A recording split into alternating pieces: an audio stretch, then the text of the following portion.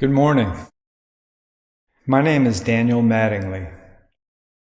I joined the temple a little over 2 years ago, about the time most of the temple programs went online due to the pandemic.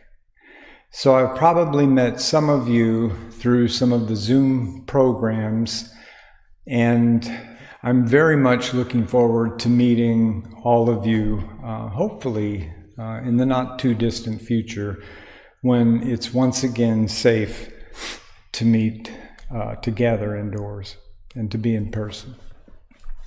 So this morning, I would like to talk about our original nature, our true nature.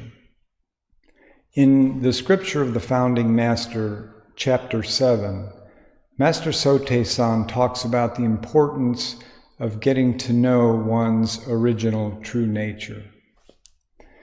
The Founding Master said, "The reason a person cultivating the way endeavors to see the nature is to know the original realm of the nature, and by using one's mind and body without fault like that realm, to achieve perfect Buddhahood." So, according to this, when we see the nature, when we experience our original true nature firsthand, we will know the original realm of the nature, which is Il-Wan. We'll see that our true nature is not separate or different from Il-Wan.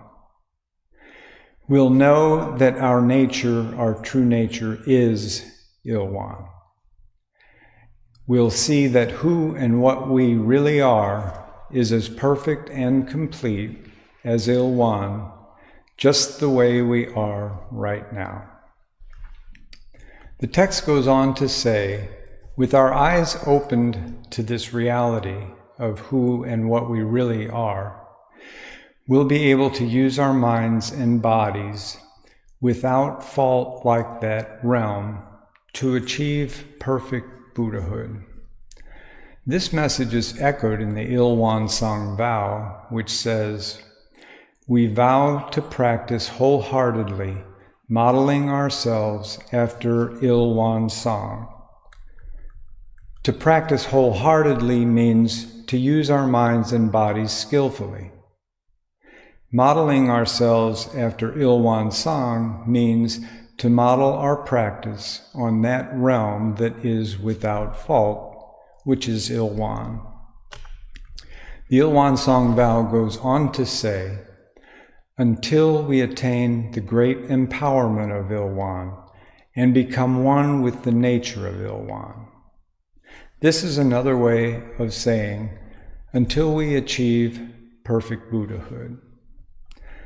Now, I don't know about you, but my first reaction to this is that it sounds pretty far-fetched and pretty unattainable for this ordinary human in this lifetime. But if I pause for a moment and remind myself that things are often not as they appear, my curiosity kicks in, and I'm drawn to take a closer look. So I invite you to close your eyes for a moment and imagine that you're an average middle-class person going along in your life. You have an average job and make average pay. You live in an average house in an average neighborhood. And like most other middle-class people, you're careful how you spend your money. You make sure not to waste money, and you try to spend it wisely so that you can afford the things that are important to you and make sure you have enough for retirement. Now, imagine that one day you find out that you're actually quite wealthy. Unbeknownst to you, you are very, very rich, and you're just now finding out about it. You're absolutely blown away when you learn that a huge sum of money has actually belonged to you all along, but you had no knowledge of it. You breathe a huge sigh of relief when you realize that you no longer have to worry about not having enough money. Now you know that you'll be able to live comfortably for the rest of your life without financial stresses or struggles. You're thrilled and beaming with joy and excitement about the possibilities that lay before you. In chapter 7, verse 8, Master Sotaesan says, that's what it's like to experience one's original true nature for the first time.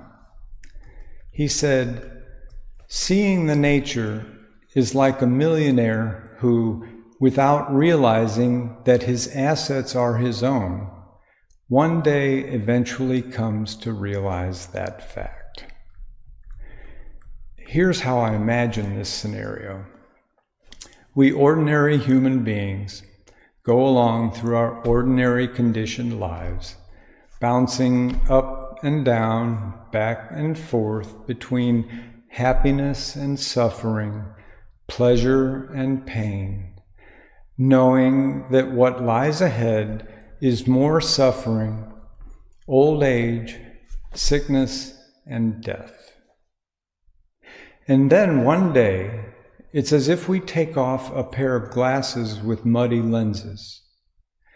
Now, for the first time in our lives, we see everything with a clarity and sharpness and vividness that makes it seem like we were previously living in a bad movie or a bad dream. We begin to see that the reality of the world and everything in it is actually quite different from how we saw it before.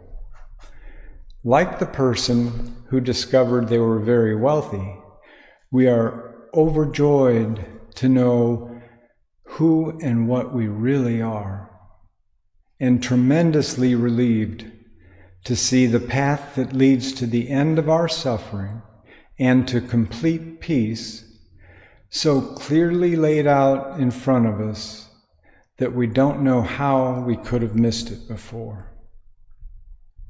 In the second part of verse 8, the founding master goes on to say, commanding the nature is like a millionaire who now realizes that fact, but who for some time has lost those assets to others during the days of his ignorance, and therefore resorts to various means to recover the rights he'd lost.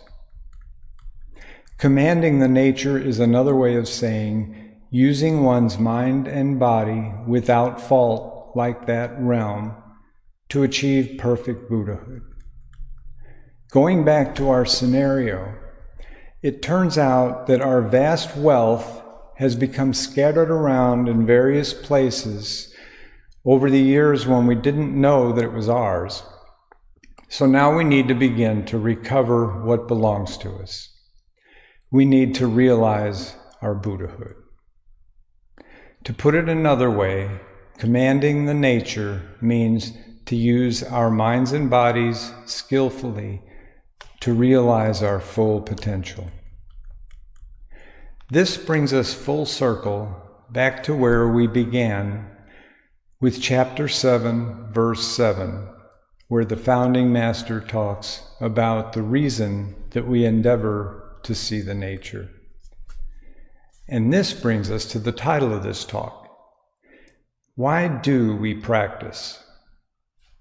As we saw in the first passage this morning, the founding master said that the reason to practice is to experience our true nature, model ourselves on our true nature, and thereby achieve perfect Buddhahood. He felt so strongly about this that he went on to say, if one only tries to see one's nature, but not to achieve Buddhahood, this would be of little use. like an axe that is well crafted, but made of lead. Wow.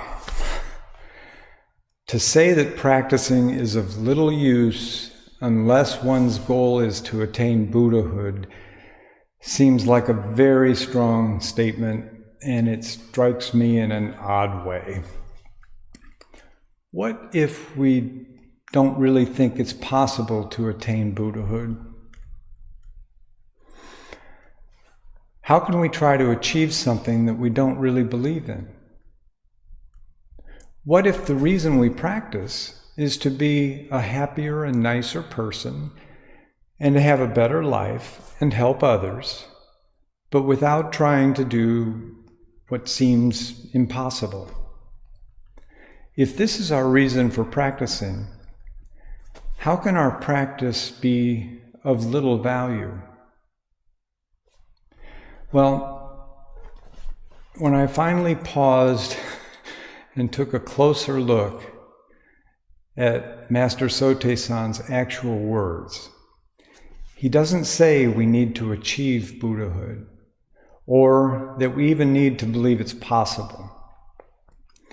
What he says is this: if we experience our true nature, we'll know that we can stop creating suffering for ourselves and others, and we'll know how to have complete peace. And if we know these things and then don't use them to try to realize our potential, it would be a waste. An athlete knows they will never have a perfect performance record. No matter how hard they try, they'll never achieve perfection. But that doesn't stop them from having a goal, an ideal, a vision of perfection that they aspire to. Modeling their performance on a vision of perfection during practice helps them to achieve greater success in their sport. And a good coach strives to guide and motivate them to help them maximize their success. Using this analogy, we don't have to believe that we can achieve supreme enlightenment in order to make progress on our path. But having a vision of perfect Buddhahood to aspire to will make a huge difference and help us to achieve much greater success. In fact, it might even be necessary to ensure that we don't get sidetracked down an unwholesome dead end.